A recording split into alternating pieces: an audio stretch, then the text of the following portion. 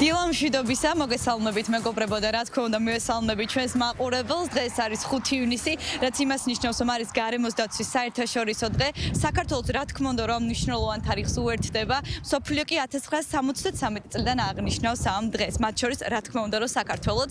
მე ვიმყოფები ახლა მცხეთაში, ჯვრის მონასტრის ტერიტორიაზე, სადაც 31 ჰექტარი ფართობის განაშენება მოხდება დღეს და აი ამ უფრო აქტივობაზე უფრო ცვლად ჩვენ შეგვიძლია რომ გავესაუბროთ ნათია იორდანიშვილს. ნათია, მოგესალმებით, ბოდიშით რომ გაწყვეტინებთ ამ პროცესს.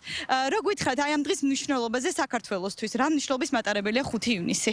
მოგესალმებით, მე ვესალმები მაყურებელს და დღეს დიახ მსოფლიო ბუნების გარემოს დაცვის მსოფლიო დღეა და ძალიან ბევრი წელია საქართველოს შეერთებულია და ყოველწლიურად ვცდილობთ რომ რაღაც ისეთი აქტივობებით დაიტვირთოს ეს დღე, რომელიც შეახსენებს ჩვენ საზოგადოებას, რამდენად მნიშვნელოვანია ერთის მხრივ გარემო, რომელშიც ჩვენ ცხოვრობთ და მეორე, რამდენად მნიშვნელოვანია ჩვენ თავად ვიზრუნოთ მასზე და არა მხოლოდ სახელმწიფო ინსტიტუციების ჩართულობით.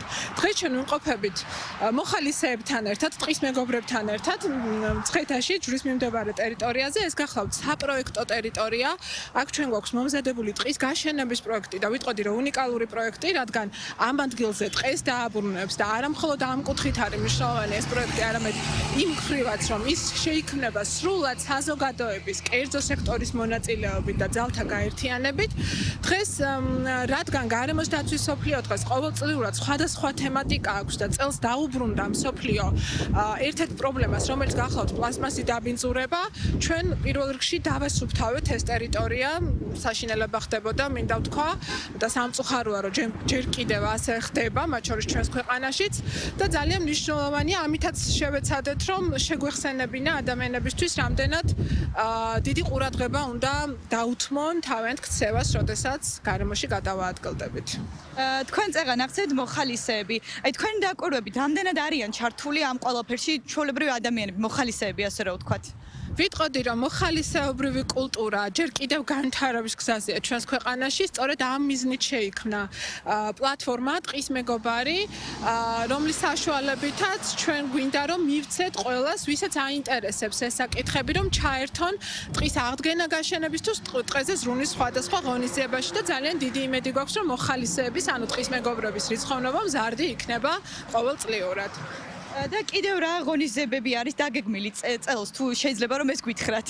ჩვენი მთავარი პრიორიტეტი ჯვრის მიმდებარე ტყის გაშენება, აქ ღონისძიებები აქტიურად შემოდგომის სეზონზე, როდესაც ნერგების დარგვის სეზონია, მაშინ დაიწყება. პროექტით გათვალისწინებულია 25,000 ნერგზე მეტი ნერგის დარგვა ამ ტერიტორიაზე და ჩვენ იმედი გვაქვს, რომ წლების შემდეგ აქ მივიღებთ თბილისთან ახლოს კიდევ ერთ რეკრეაციულ სივრცეს და როგორც უკვე ვთქვი, გარდა გარემოს დაცვითი და ისტორიული მნიშვნელობასაც, სხვათა შორის, რადგან ჩვენ ვიმყოფებით მსოფლიო მემკვიდრეობის ძეგლთა სიაში მყოფი ჯვრის მონასტრის მიმდებარედ, მას ექნება ასეთი უნიკალური დანიშნულებაც, რომ ის სრულად მოხალისეობრივად იქნება შექმნილი.